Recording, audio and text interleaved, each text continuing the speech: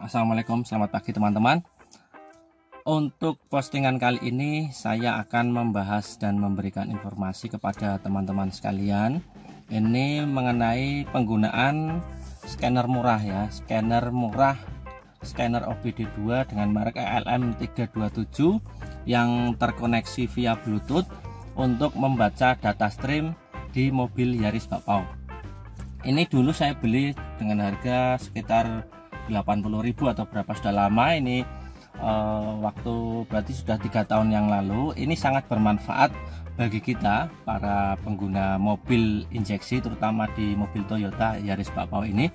Karena apa? Dari alat ini kita bisa koneksikan ke HP, kemudian bisa untuk membaca data stream yang ada di kendaraan. Untuk membaca sensor-sensor berapa datanya, berapa nilainya, bisa kita gunakan dengan scanner ini, scanner OBD2 ya. Tapi apa, ini hanya untuk membaca saja ya, tidak bisa untuk mereset atau misalnya merubah settingan dan seterusnya, tidak bisa. Ini hanya berfungsi untuk membaca data stream dan sensor-sensor saja. Nah, itu pun tidak semuanya ya, maklum dengan harga yang begitu kita tidak mungkin bisa mendapatkan fitur yang banyak seperti scanner yang ada di bengkel resmi ya. Caranya nanti cukup mudah, cukup kita hubungkan ke HP yang ada aplikasinya, namanya aplikasi Torque.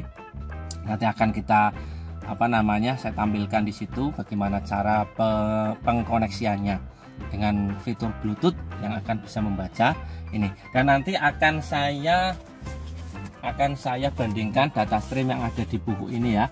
Saya punya buku 1NZFV Engine Control ini. Nanti akan kita bandingkan data yang ada di sini dengan yang terbaca. Apakah kendaraan ini Yaris Bakpao saya masih data streamnya masih bagus, standar sesuai dengan buku manualnya atau tidak ya. Oke, gampang saja.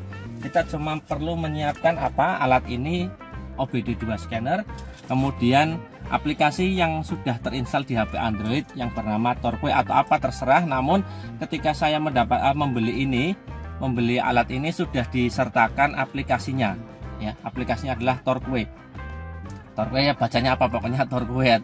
Kalau dalam bahasa Indonesia itu torsi ya. Ini gampang saja. Oke, akan kita praktekkan ya teman-teman. Mari yuk. Langkah pertama yang perlu kita lakukan adalah menancapkan scanner ini di soket OBD2. Di sini, ini ada soketnya ya. Terus kita tancapkan seperti ini. Klik. Nah, kalau sudah muncul ini seperti ini, ada LED kecil berwarna merah, langsung kita menuju ke dashboard. Kita aktifkan Bluetooth dulu, kita matikan matikan ini namanya data seluler ya, mode pesawat, supaya nanti ketika proses scanning tidak mengganggu, artinya tidak ada aktivitas panggilan WA masuk dan sebagainya. Sudah tertampilkan, kemudian kita siapkan aplikasinya. Nah, ini aplikasinya adalah ini Torque ya. Kita buka, kemudian kita nyalakan. Jika kita akan menghubungkan untuk pertama kalinya, kita akan mencari dulu Bluetoothnya ini. Nah, ketika sudah muncul OBD2, kita pasangkan seperti kita memasangkan perangkat yang lain seperti biasa ya, seperti itu. Nah, sudah, ketika ini gambar mobil sudah tidak berkedip-kedip, kemudian ini koneksi sudah tidak berkedip, ini berarti sudah terhubung ya, sudah terhubung. Kita cek di sini di adapter status, klik. Nah, enable Bluetooth sudah, connection adapter, connection to ECU sudah, semua sudah centang biru semua, berarti sudah siap untuk membaca sensor. Kita nyalakan ya. Nah,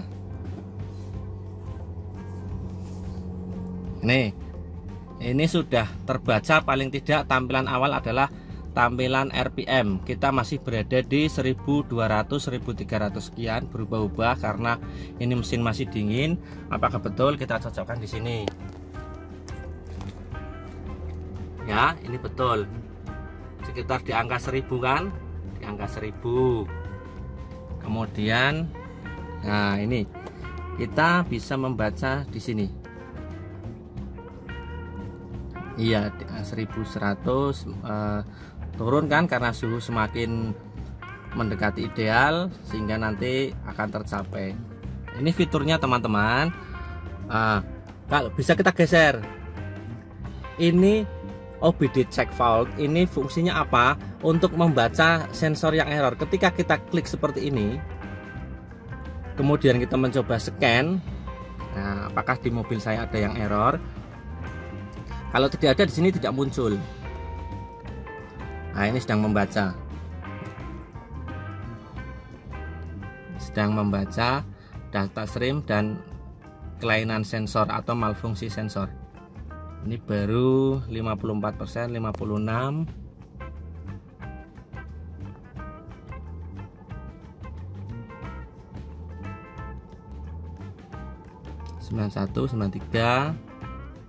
Nah, kalau kosong seperti ini berarti tidak ada masalah, tidak ada error, tidak ada data trouble atau DTC. Kalau di sini ada muncul error, di sini ada tulisannya DTC, misalnya P01010 atau P sekian. P itu berhubungan dengan powertrain ya. Seperti itu, karena tidak ada, kita kembali. Nah, kita akan mencoba informasi real time di sini. Iya. Bisa terbaca ini di RPM sekitar 800, kemudian speednya 0 karena kita belum bergerak, belum berjalan. Throttle-nya ini 16,5%. Kemudian tingkat kevakuman di MAP ada 24,2. Kemudian suhunya coolant ini di 60 derajat Celcius, masih berada di sekitaran itu. Ini juga bisa untuk mengecek data stream kapan ketika suhu tertentu, misalnya kapan suhu tertentu itu bisa menyalakan kipas radiator. Kalau biasanya dulu-dulu yang sudah saya amati itu kipas radiator menyala di angka 96 derajat Celcius, kemudian mati di sekitar angka 88. Nanti kita bisa cek, bisa kita buktikan ya.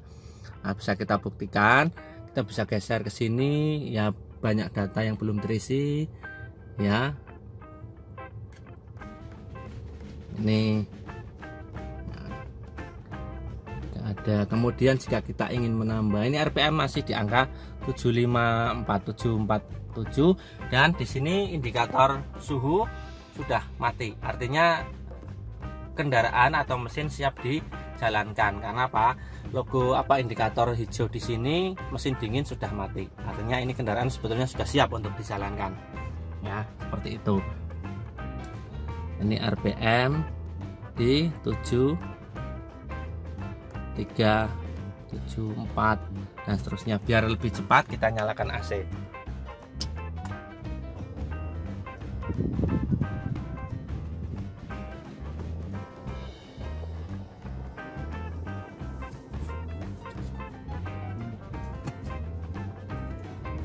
Apakah sebetulnya ada perbedaan data stream ketika kita menyalakan AC atau tidak? Nah, seperti ini teman-teman. Ya, suhunya juga perlahan naik di angka 69. Nah, vakumnya di 21. RPM-nya di angka 688. Ini masih normal. Coba kita matikan AC-nya. Kita matikan. Vakumnya di angka 24. Ya, throttle-nya di 16. Kita nyalakan AC-nya. Iya, vakumnya jadi berubah 21. Kemudian throttle-nya 17. Nah, nanti teman-teman bisa bandingkan maksudnya apa. Itu vakum 24, throttle 16. Silahkan cari referensi, cari informasi yang lebih luas ya. Ini yang jelas tampilannya seperti ini, unik teman-teman. Ini kalau misalnya teman-teman HU-nya, head unitnya sudah berbasis Android, malah lebih enak. Jadi nanti aplikasi Torque itu bisa langsung diinstal di Android. Jadi kita bisa sewaktu-waktu memantau kondisi kendaraan kita, kondisi mesin kita, sensornya bagaimana, data streamnya bagaimana, tinggal kita klik. Karena ini head unit saya masih belum Android, masih biasa saja ya, kita tidak bisa, saya hanya pakai HP seperti ini ya begitu ya. Oke, ini posisi AC nyala, RPM di 600-an ya, rendah seperti ini teman-teman, di bawah memang ya. Ini salah satu kelebihan Toyota Yaris Bapau ya, ketika idle seperti ini sangat rendah dibandingkan dengan mobil-mobil lain. Sekitaran di sini terbaca berapa, 600-an ya, kalau di mobil lain bisa 700-an atau 800 malah. Coba bayangkan dalam satu bisa selisih 100 rpm 100 rotation per menit. Berapa BBM yang bisa dihemat ya, ketika RPM Yaris Bapau itu dalam kondisi macet berhenti hanya berputar sekitar 600-an, sedangkan mobil lain sekitar 800-an ya. Ini suhu sudah mencapai hampir 80 ya, dalam kondisi menyala. Ayo kita bandingkan saja dengan data stream yang ada di buku manual ya. Ini data lengkap ada di sini. Ini lengkap ini. GPS 0 dan seterusnya. Kulan masih di 78. MAF 1,5 ya, kita bandingkan. Kita buka. Kita baca di sini teman-teman. Tadi MAF terbaca berapa? 1,5. Di sini. Nah, di sini ketika posisi idling antara 1 sampai 3. Kemudian ketika ada beban kita berjalan antara 2,6. Di sini berapa? Di sini MAF 3,2, 2,7 ya, berarti normal ya teman-teman ya. Ini seperti dicocokkan MAF sama 1 sampai 3 normal. Berarti kemudian apalagi? Kemudian voltase 13,6 normal karena masih rentang 12 sampai 14. Kemudian kita lihat lagi data yang lain. Data yang lain teman-teman ya. Misalnya apa? Ini kilometer per liter atau KPL masih 0 karena kita belum berjalan. Kemudian voltase sensor oksigen yang depan dan belakang, O2 1x1, O2 1x2 berapa volt. Ini semua ada ini ya, ada ini misalnya begini fuel flow artinya aliran bahan bakar ya, 5,4 cc per menit ya. Kemudian masih banyak ini informasinya. Menurut saya cukup lengkap ini, cukup lengkap ya, cukup lengkap dari sensor oksigen dan seterusnya. Kemudian banyak sekali ini, ada pengapian, timing advance ya 2 derajat, kemudian intake 38. Intake itu berarti suhu yang masuk, suhu udara yang masuk suhunya 38, kemudian banyak dan seterusnya. Cukup lengkap teman-teman ya. Ini kita juga kalau melihat datanya di sini banyak sekali ini banyak ya, bisa banyak sekali ya. Saya punya bukunya ini teman-teman. Iya.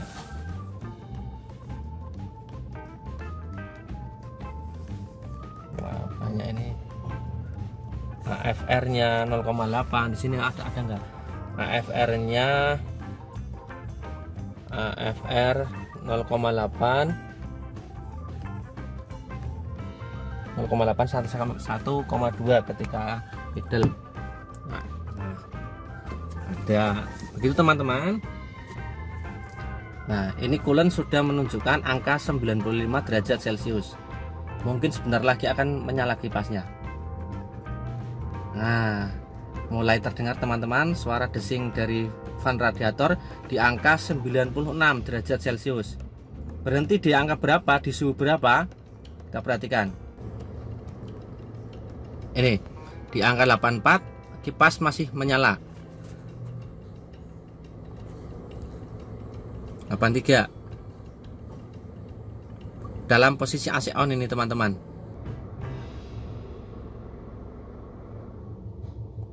Di angka 83 juga sudah berhenti. Oke. Angka 83 ya teman-teman ya. Jadi demikian ya teman-teman, salah satu fungsi dari OBD2 scanner, kita bisa mengetahui data stream yang ada di kendaraan kita. Scanner tadi sudah pernah saya coba di mobil Toyota untuk merek Vios, Yaris, kemudian Limo, itu bisa terhubung. Tapi sudah pernah saya coba di mobil Suzuki APV, kemudian Grand Max tidak bisa. Ya, Daihatsu Grand Max tidak bisa. Mungkin karena apa? Versinya berbeda atau softwarenya berbeda. Ini tadi saya pakai dengan yang apa namanya, software 1.5, bukan yang 2.1, karena ada dua versi, yaitu versi software 1.5 dan 2.1. Saya pakai yang 1.5, bisa dibaca di bisa untuk membaca mobil Toyota Yaris, Bakpao, kemudian Vios, kemudian Limo juga bisa. Itu untuk di mobil lain belum pernah saya coba. Ya silakan kalau misalnya teman-teman berkenan untuk membeli, bisa tanyakan langsung kepada penjualnya.